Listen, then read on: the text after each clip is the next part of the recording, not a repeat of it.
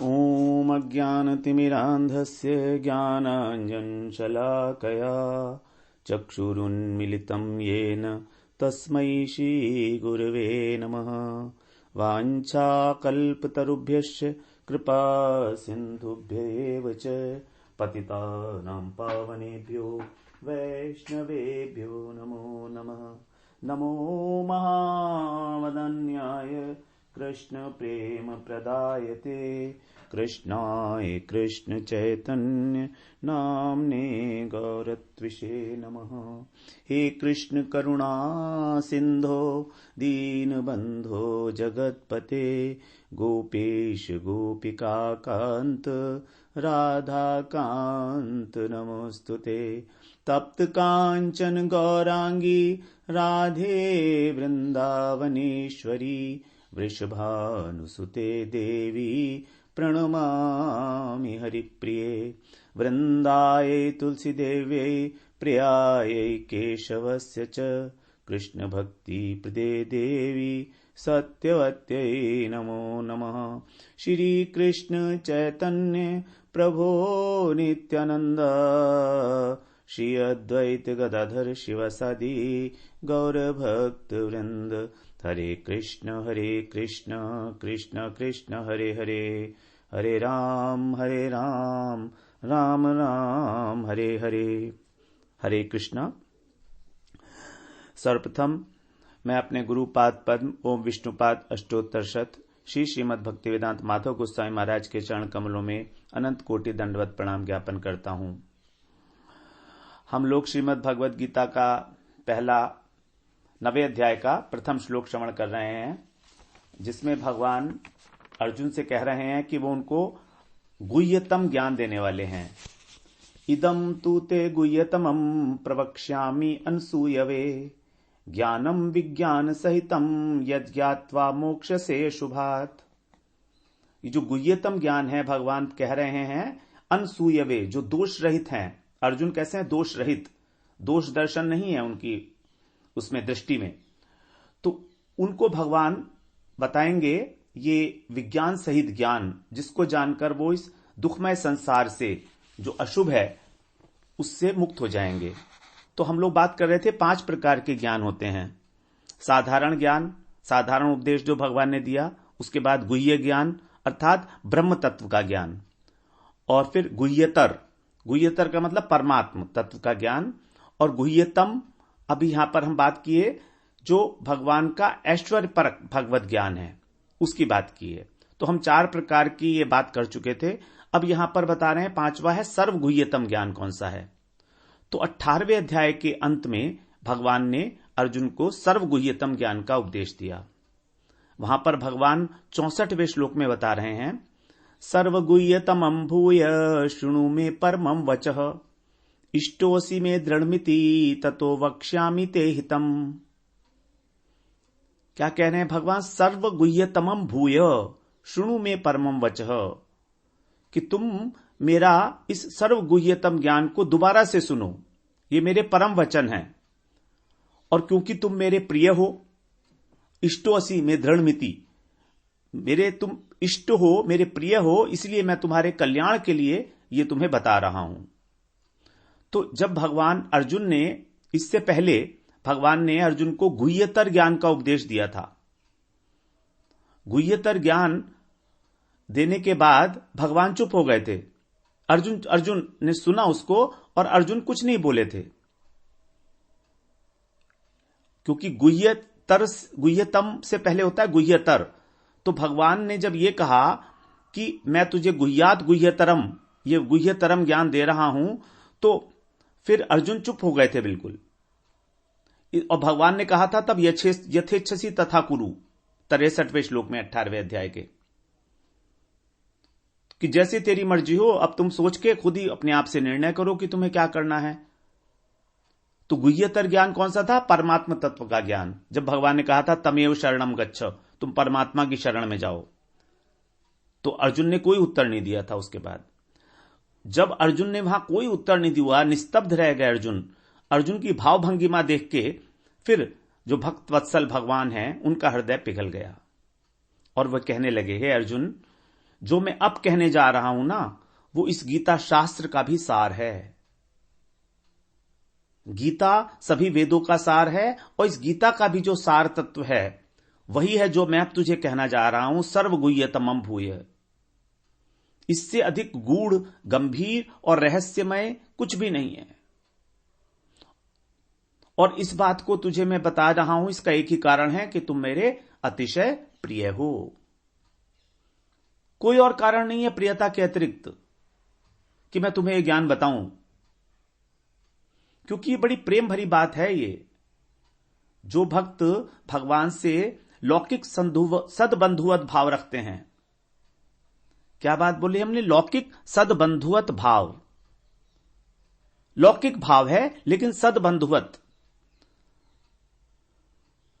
जो भगवान को अपना सखा, अपना पुत्र अथवा अपना प्रियतम मान के उनकी सेवा करना चाहते हैं, उन्हें ही यह बात बताई जा सकती है, और उन्हीं को यह बात समझ में भी तो आएगी, और किसी को समझ में भी नहीं आएगी।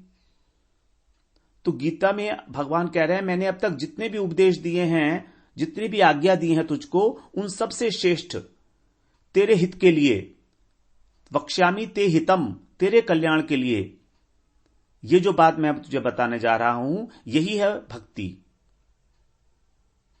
तो इससे अगले श्लोक में ही, 64वें श्लोक से फिर अगले श्लोक में 65वें श्लोक में भगवान वही बात बता रहे हैं जो 9वें अध्याय के अंत में कही, मन्मना भव मद्भक्तो मद्याजी माम नमस्कुरु मामे वैश्यसी सत्यम ते प्रतिजाने प्रियोसी में।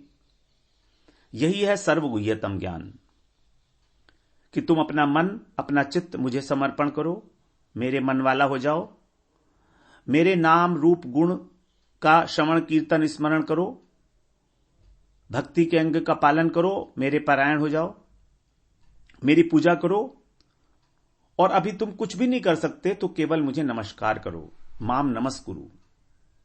यह सबसे सरल है। यहां पर केवल प्रणाम नहीं है, नमस्कार। नमस्कार का मतलब है अहंकार का त्याग करके, आत्मनिवेदन पूर्वक, तो तुम मुझे ही प्राप्त करोगे। यह मैं तुमसे सत्य सत्य प्रतिज्ञा करता हूं कि क्योंकि तुम मेरे प्रिय हो। तो कृष्ण को एक बार भी यदि पूर्ण समर्पण भाव से, समर्पित भाव से प्रणाम किया जाए तो उसका पुनर्जन्म नहीं होता। एक बार भी, कृष्ण को एक बार प्रणाम करने की भी इतनी महिमा बताई गई है। दशाश्वमेधि पुनरेति जन्म कृष्ण प्रणामी न पुनर्भवाय। जो 10 अश्वमेध यज्ञ करते हैं उन लोगों का पुनर्जन्म हो जाता है, लेकिन जो कृष्ण को प्रणाम करते हैं उनका कोई पुनर्जन्म नहीं होता। और यहां तक भी कहा गया है शास्त्रों में कि यदि कोई प्रणाम करने की चेष्टा मात्र करे और किसी कारणवश प्रणाम न कर पाए तो उसकी भी अनंत अनंत महिमा है। उसी महिमा को बलि महाराज बता रहे हैं श्रीमद् भागवत में। जब त्रिविक्रम भगवान ने बलि से भूमि मांगी थी, वामन भगवान ने मांगी थी 3 पग भूमि, और वो उन्होंने अपने त्रिविक्रम स्वरूप को प्रकट करके जब 2 पग भूमि में सारा ब्रह्मांड नाप लिया और उन्होंने कहा था कि अब तीसरा पग कहां रखूं बलि महाराज से, तब उन्होंने अपने मस्तक को उनके आगे कर दिया था। और भगवान को भूमि देने के लिए तैयार हो गए थे बलि महाराज अपने गुरु की अवज्ञा करके। शुक्राचार्य ने पहले ही कह दिया था कि तुम इनको भूमि देने का संकल्प मत करो, ये भगवान हैं, ये तुम्हें लूटने आए हैं, ये ठगने आए हैं तुम्हें, ये ब्राह्मण नहीं है। लेकिन बलि महाराज ये जानते हुए भी कि ये भगवान हैं, ये संकल्प किया कि आप ब्राह्मण रूप में आए हैं तो मैं आपको 3 पग भूमि अवश्य दूंगा। और 2 पग में ही जब पूरा ब्रह्मांड नाप लिया तो फिर तीसरे पग के लिए उन्होंने अपना मस्तक भगवान के आगे कर दिया कि अब आप मेरे मस्तक के ऊपर अपना चरण पथराइए।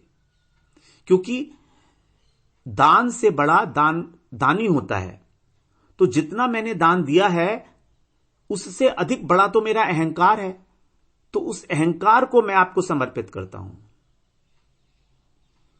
तो जब भगवान को प्रणाम किया बाद में उन्होंने, बलि महाराज ने, तब वो भगवान से प्रणाम करते हुए कह रहे हैं, क्या कह रहे हैं, खुद ही कह रहे हैं, अहो प्रणामाय कृतः समुद्यमः प्रपन्न भक्तार्थ विधौ समाहित यल्लोकपालै स त्वदनुग्रहो मरैर्अलब्ध पूर्वो अपसदे असुरेर्पितः।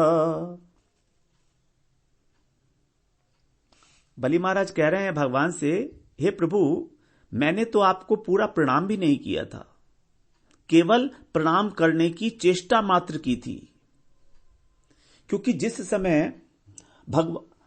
जिस समय शुक्राचार्य जी ने यह कहा कि ये साक्षात विष्णु हैं, तभी बलि महाराज के मन में आया, उनका संकल्प हुआ कि अच्छा यही कृष्ण है, यही विष्णु हैं, तो मैं इनको साक्षात दंडवत प्रणाम करूं। लेकिन प्रणाम कर नहीं पाए महाराज, बलि महाराज। क्यों? क्योंकि गुरु का भय था, गुरु की अवज्ञा कर रहे थे वो, और साथ में उनके जितने असुर साथी थे, तो उसके कारण भगवान से कह रहे हैं कि मैं आपको प्रणाम कर नहीं पाया था, केवल उद्यम मात्र किया था, मैंने केवल संकल्प किया था,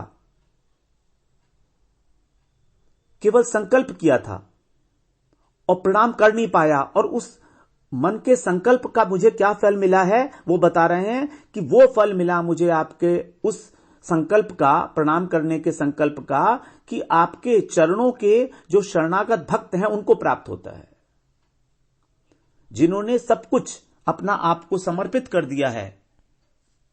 प्रपन्न भक्तार्थ विधौ समाहित, जो आपके प्रपन्न भक्त हैं उनको जो फल प्राप्त होता है वो मुझे फल प्राप्त हुआ है, केवल संकल्प मात्र से। और बलि महाराज के इतना कहते ही जो उनको भगवान ने बांध लिया था वरुण के पाश से, वो मुक्त हो गए थे। भगवान ने बांध लिया था उनको, क्योंकि उन्होंने अपना वचन पूरा नहीं किया था, इसलिए। तो बलि महाराज के इतना कहते ही वो उस पाश से मुक्त हो गए थे, वरुण पाश से।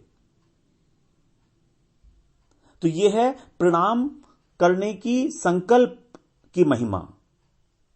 माम नमस्कुरु।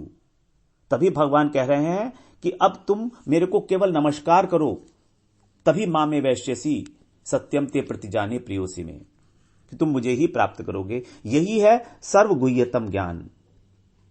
अब इस ज्ञान में जो है वो मदीयता भाव है कि कृष्ण मेरे हैं। लौकिक सद्बंधुवत भाव है जो कृष्ण को वश में कर लेता है, क्योंकि इसका जो उद्देश्य है वो है भगवान के प्रति भाव से युक्त होना, संबंध सहित होकर भगवान की साक्षात सेवा प्रवृत्ति, भगवान की प्रसन्नता का विधान करना। यही है माधुर्य परक भगवत ज्ञान, अथवा इसे हम रागानुगा भक्ति भी कहते हैं। श्रीमद् भागवत में कृष्ण ने उद्धव जी से भी यही बात कही है। अथ एतत् परमं गुह्यं शृण्वतो यदुनंदन सुगोप्यपि वक्ष्यामि त्वं मे भृत्य सुहृत् सखा। जो बात अर्जुन से कही वही उद्धव जी से भी कह रहे हैं। वो 11वें स्कंद के 11वें अध्याय के 49वें श्लोक में 49। हे यदुनंदन उद्धव, अथ एतत् परमं गुह्यम, कि तुम परम गुह्य ज्ञान को सुनो। शृण्वतो, सुनो। वो ज्ञान कैसा है? सुगोप्यम, अत्यंत गोपनीय है। होने पर भी मैं तुम्हें इसे कहूंगा, वक्ष्यामि त्वम, तुमसे कहूंगा, क्योंकि तुम कौन हो? मेरे भृत्य हो, मेरे सुहृद हो, मेरे सखा हो। तुम मेरे दास हो और मेरे सुहृद सखा हो। तो वही ज्ञान जो भगवान ने अर्जुन को बताया, सर्वगुह्यतम ज्ञान, वही उद्धव जी को भी बताया था श्रीमद् भागवत में। तो माधुर्य भाव से भगवान की उपासना करना ही वेदांत का सार है, जो परम परम परम निगूढ़ है, और जिसका दिग्दर्शन कराया है हमको सुखदेव जी ने श्रीमद् भागवत पुराण में 10वें स्कंद में। तो जो शुद्ध भक्त हैं, केवल उन्हीं को यह इस प्रकार का उपदेश दिया जा सकता है। अब यहां पर जो भगवान ने बताया विज्ञान सहित ज्ञान, तो ज्ञान शब्द का प्रयोग यहां पर साधन के अर्थ में है। ज्ञायते अनेन इति ज्ञानम, जिसके द्वारा जाना जाए किसी वस्तु को, तो ये भक्ति रूपी ज्ञान है। ये साधन भक्ति की बात बता रहे हैं भगवान, श्रवण कीर्तन स्मरण आदि। इसी से भगवान के स्वरूप की अनुभूति होगी, भगवान का नाम, भगवान का रूप, भगवान की लीलाओं की स्फुरना होगी, स्फुरित होंगे भगवान के नाम हमारी जीवा पर स्वयं स्फुरित होगा जब हम शुद्ध भक्ति के अंगों का पालन करेंगे। यही है साधन भक्ति, विज्ञान सहित ज्ञान। अब हम बात करते हैं अनसूयवे। अनसूयवे कहा भगवान ने। देखिए 9वें अध्याय के प्रारंभ में ही वो इस 9वें अध्याय के अधिकारी के विषय में बता रहे हैं कि कौन इस ज्ञान को ग्रहण करने में योग्य है, एलिजिबिलिटी क्या है। क्योंकि यदि हमारी योग्यता नहीं है, यदि हमारी किसी प्रकार का अधिकार नहीं है उस ज्ञान में, तो फिर हम उसको सुन भी लेंगे तो हमें कोई फायदा नहीं होने वाला है। तो अधिकार क्या है इस 9वें अध्याय में प्रवेश करने का है, वो है अनसूया। जो गुह्यतम ज्ञान है भगवान का, उसका अधिकारी कौन है? जो दोष दृष्टि से रहित है। अनसूया का अर्थ बताया है अत्रि स्मृति में, न गुणान गुणिनो हंति स्तौतै मंद गुणानपि नान्य दोषेषु रमते सानुसूया प्रकीर्तिता। न गुणान गुणिनो हंति, जो गुणवानों के गुणों का खंडन नहीं करता, जो गुणवानों के गुणों का खंडन नहीं करता, हंति। और स्तौति मंद गुणानपि, और जो मंद गुण वाले हैं, जो थोड़े गुण वाले हैं, उनकी भी स्तुति करता है, उनकी भी प्रशंसा करता है। तथा जो क्या करता है, नान्य दोषेषु रमते, जो अन्य के दोषों में प्रीति नहीं करता, उनमें रमण नहीं करता, उनकी चर्चा नहीं करता, उनका बखान नहीं करता, वह व्यक्ति जो है उसी का भाव कहा जाएगा अनसूया। स अनुसूया प्रकीर्तिता। अनसूया की परिभाषा दी है अत्रि मुनि ने अत्रि स्मृति में। न गुणान गुणिनो हंति स्तौति मंद गुणानपि नान्य दोषेषु रमते सानुसूया प्रकीर्तिता। यही है अनसूया। तो इसमें 3 कंडीशन आई अनसूया की। नंबर 1, जो गुणवानों के गुणों का खंडन नहीं करता। नंबर 2, थोड़े गुण होने पर भी उनकी प्रशंसा करता है। और नंबर 3, दूसरों के दोषों का बखान नहीं करता फिरता, मीडिया में नहीं देता कि वो ऐसा है, वो ऐसा है, वो ऐसा है। उसी को कहा जाएगा अनसूया। यह है अधिकार 9वें अध्याय में प्रवेश का। तो यहां भगवान ने अर्जुन को अनसूयु कह के यही भाव दिखाया है, अनसूयवे, कि जो मुझ में श्रद्धा रखता है, जो असूया दोष से रहित है, वही इस उपदेश का अधिकारी है वास्तविक। तो हमें अपने जीवन में भी यह देखना चाहिए कि इन तीनों दोषों से क्या हम मुक्त हैं। क्या ऐसा है कि हम किसी की थोड़े से गुणों की भी अधिक प्रशंसा करते हैं? क्या हम दूसरे के दोषों को लोगों को बताते हुए नहीं फिरते हैं?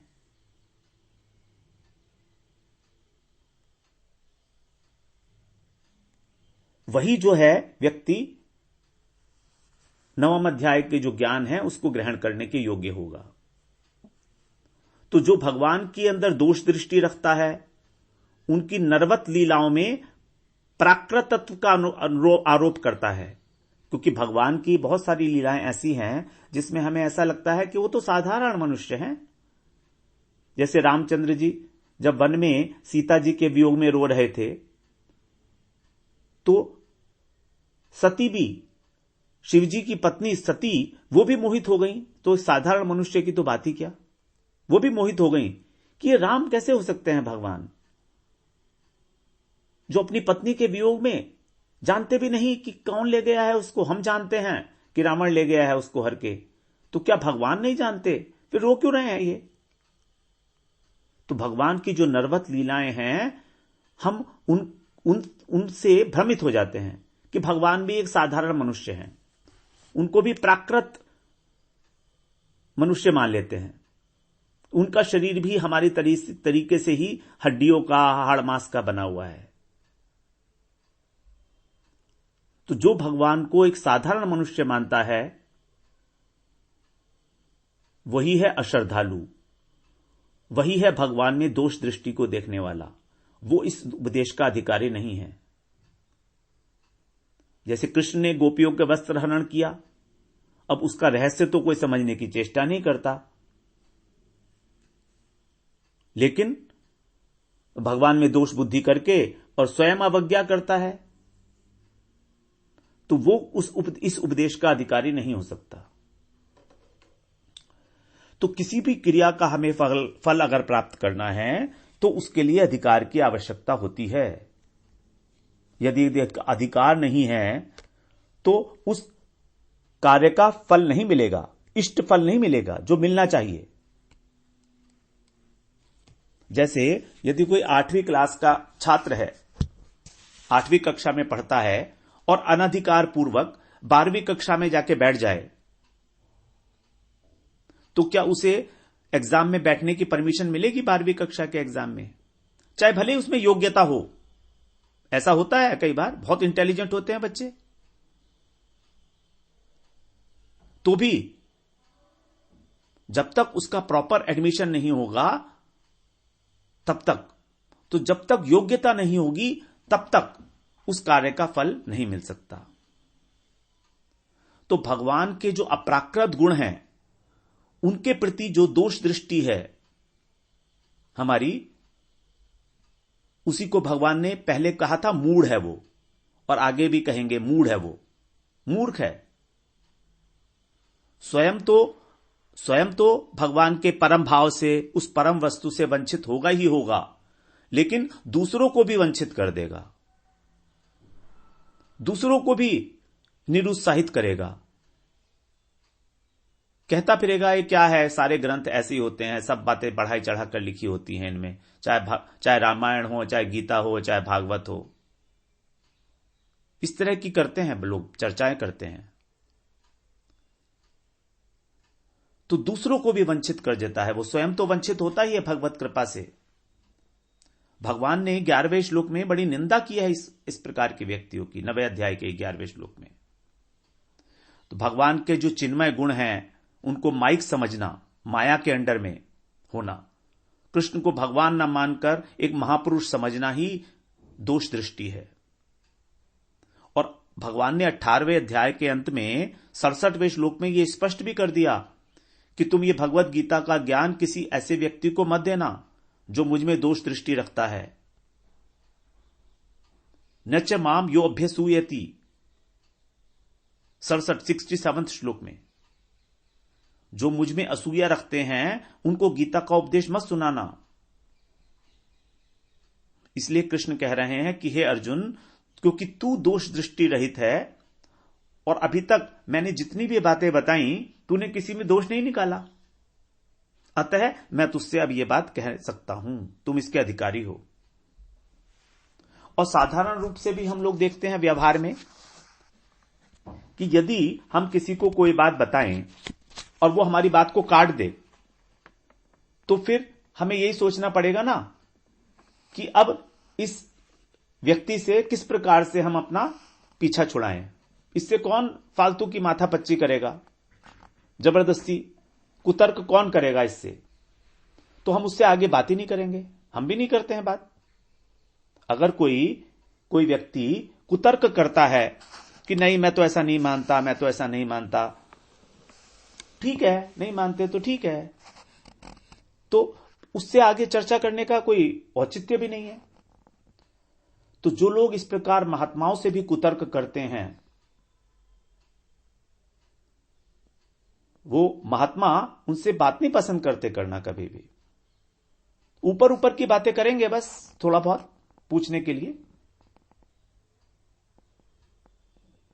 अब यदि कोई अच्छा काम कर रहा हो मान लीजिए, तो उसके काम की हम प्रशंसा तो करें नहीं, बल्कि उसमें दोष निकालने लगे, उसको बार बार टोकते रहें, तो ये क्या है? यही है असूया, दोष दृष्टि। उसकी प्रशंसा तो कर नहीं रहे किसी भी प्रकार से, और उसमें दोष निकाले जा रहे हैं। महाभारत के अंदर जब युद्ध हुआ था तो कर्ण का एक सारथी था। जैसे अर्जुन के सारथी थे कृष्ण, उसी प्रकार कर्ण का जो सारथी था उसका नाम था शल्य। और जो शल्य था उसका यही दोष था कि जब भी कर्ण कोई बाण उठाता तो बीच में ही टोक देता वो उसको कि इस बाण से क्या होगा, बस अर्जुन तो बहुत बड़ा वीर है, तुम क्या कर लोगे, अर्जुन तुम तो कुछ नहीं कर सकते। तो अर्जुन कर्ण का उत्साह टूट जाता था। तो मनुष्य वीरता का काम हो या कोई भी काम हो तभी अच्छी प्रकार से कर सकता है जब तक उसके मन में उत्साह हो।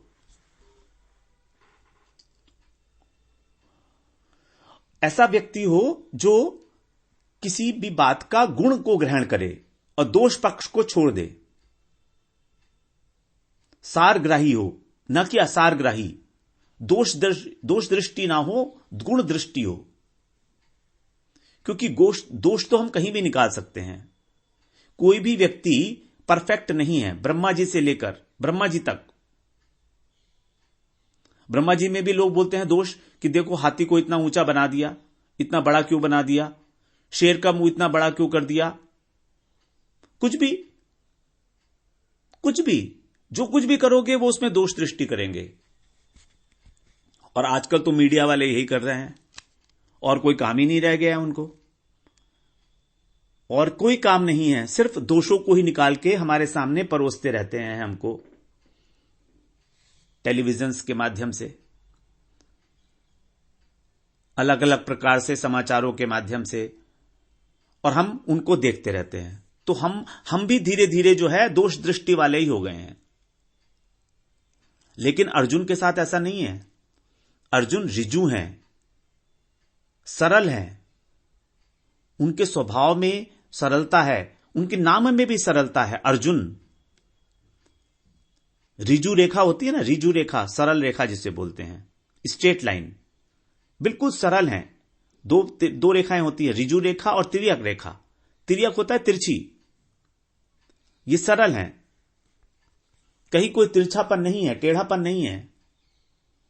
उनकी कृष्ण में कभी किसी प्रकार की भी कोई दोष बुद्धि नहीं है। इसीलिए कृष्ण उनको यह बात बता रहे हैं। और कृष्ण कह रहे हैं प्रवक्ष्यामि।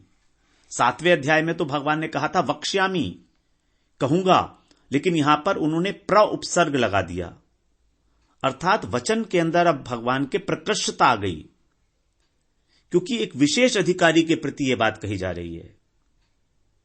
अपने प्रिय व्यक्ति से यह बात कह रहे हैं, बिल्कुल स्पष्ट कहेंगे। अब भगवान भक्ति के तत्व को स्पष्ट करेंगे, साथ साथ उसका उपाय भी बताएंगे कि किस प्रकार से करना है।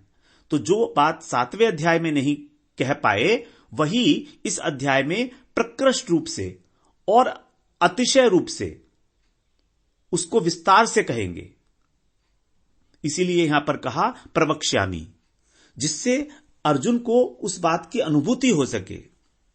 क्योंकि अर्जुन केवल श्रवण ही कर रहे हैं, उनके पास किसी भी अभ्यास को, किसी भी कार्य को, साधन को करने का वक्त नहीं है अपने मोह को नष्ट करने के लिए। वो केवल श्रवण करेंगे, सरल भाव से श्रवण करेंगे। इसलिए भगवान कह रहे हैं प्रवक्ष्यामि, मैं तुमको अच्छी प्रकार से क्या कहूंगा। तो अब इसका फल क्या होगा वो हम लोग कल श्रवण करते हैं। वांछा कल्पतरुभ्यश्च कृपा सिंधुभ्येव च पतितानां पावनेभ्यो वैष्णवेभ्यो नमो नमः।